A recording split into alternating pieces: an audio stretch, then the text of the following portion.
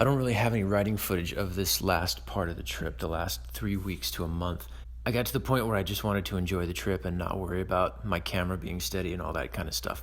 But this last video here that you're about to see takes some explaining, so I wanted to just throw some voiceover on this and let you know what happened here. So on this day, I rode from Arica to Moquegua when I got a message from a fellow rider, and she was supposed to meet me in Moquegua or Arequipa later that day or that night, but she blew up her engine on the coast in Ilo. And she happened to be a doctor from Poland, and she purchased this motorcycle that she was riding from the same shop that I did in Huánuco. Unfortunately, she bought a Chinese bike, not a Japanese bike. So even though my Honda had 30,000 kilometers on a non-rebuilt engine and it was still running, her rebuilt Chinese bike with only 8,000 kilometers was absolutely history. So she was stuck on the side of the road. A Colombian on a smaller Honda saw her. He towed her back into the city of Ilo with a rope, where she left her bike at a mechanic shop. And she had to be in Arequipa by the next morning to meet a friend flying in from Poland who was going to be freaked out if she ended up landing in the airport in Arequipa and no one was there to pick her up.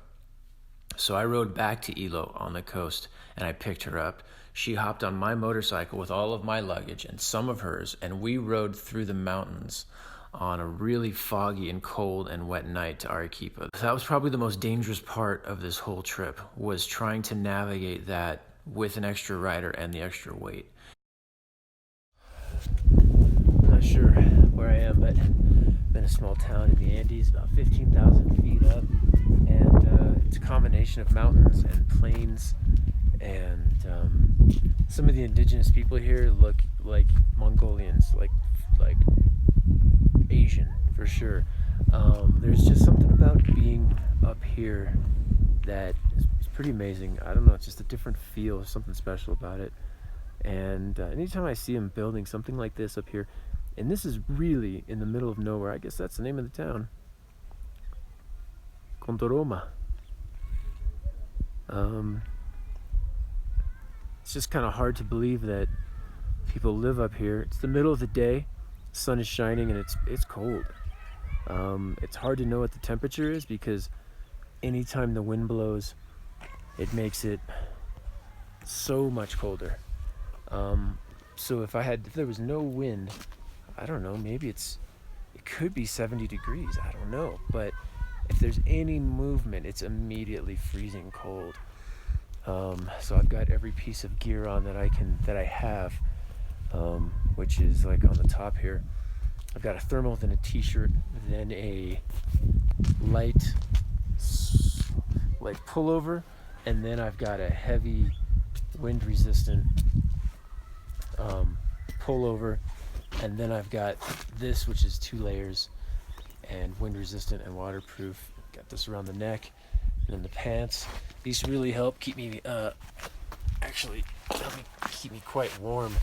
And then these nothing I'm wearing on the bottom is wind resistant, but I do have some pants I could put on for that. So I've got these that are Kevlar. Underneath them I've got a pair of thermals and another pair of thermals,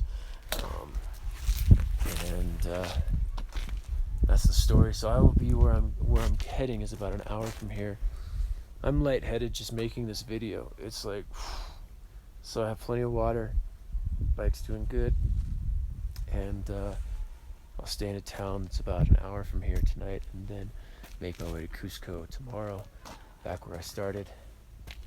Maybe I'll be close to 20,000 kilometers at that point of travel, I'm not sure. All right.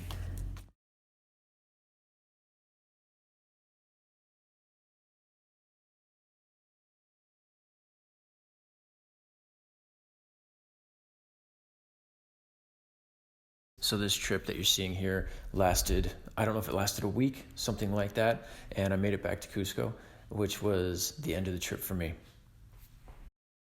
The mountain passes that you're seeing here in these pictures were absolutely amazing. I can't recommend enough riding through this part of Peru. It is absolutely beautiful. It's also freezing cold because it's about 15 or 16,000 feet up. Don't do it with a carbureted motorcycle. Make sure you get something fuel injected that can handle the change in altitude. Otherwise, you're going to be stopping on a regular basis trying to tune your bike, and you don't want to be caught out here on the side of the road trying to tune your motorcycle. I ended up riding 18,000 miles on this trip, and the motorcycle part of it lasted, I think, about 4 months. And even though the engine went through phases of sounding really bad, it made it all the way. It really did, and it did really well. The deal with the shop that I used was that once I was finished with the bike, they would basically buy it back from me for $1,000 less than what I purchased it for. And they would use that money to fix it up and sell it to the next person. And while it took quite a few months for them actually to sell it to the next person and send me my money, it did end up working out. Here's a word to the wise. If you're like me and you like doing these kinds of trips and you really enjoy the aspect of doing it on a small displacement motorcycle, you know, the full throttle all the time type of small bikes, that's great, but don't do it with a Chinese motorcycle. I'm telling you, don't listen to anybody who tells you that Chinese bikes are as good as Japanese or that they're getting better, they're improving. Don't listen to them. Chinese bikes are dog shit. Do not ride them. You'll see for yourself, if you have to, what a mess it is. It's one thing to be challenged by riding a small motorcycle through some challenging terrain, but it's another thing to be on a bike that feels like it hates you. I would rather do that trip on a Japanese motorcycle riding next to one of my enemies than to do it with friends riding on a Chinese motorcycle.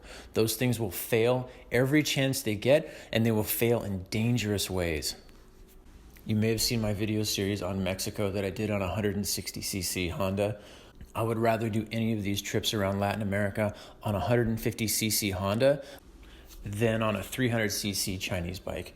The other brand that the Germans were riding, which is the Bajaj, that worked out really well for them. Those bikes made it all the way back up to Cusco, and they were a little bit battered, but I think they paid $1,000 for those bikes, brand new.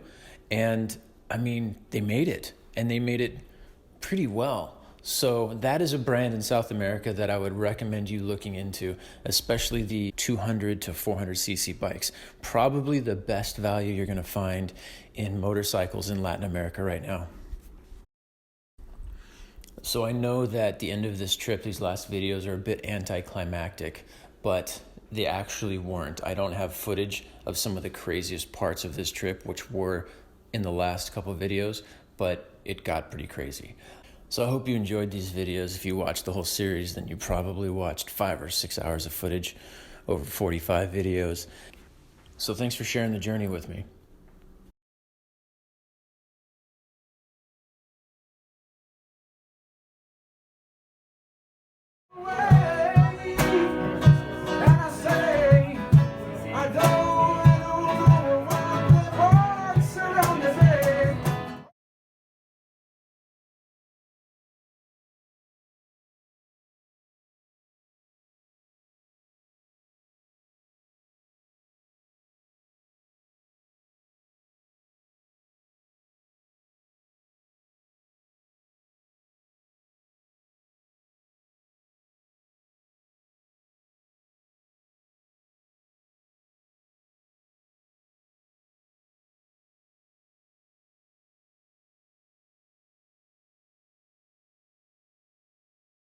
Okay, it's not a great video, but bike delivered safe and sound for shipping. As you can see, it's got mirrors, it's got handlebars, it's got no damage.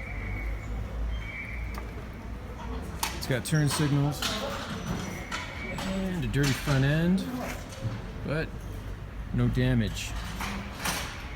Okay, turn signals, handlebars, no problems.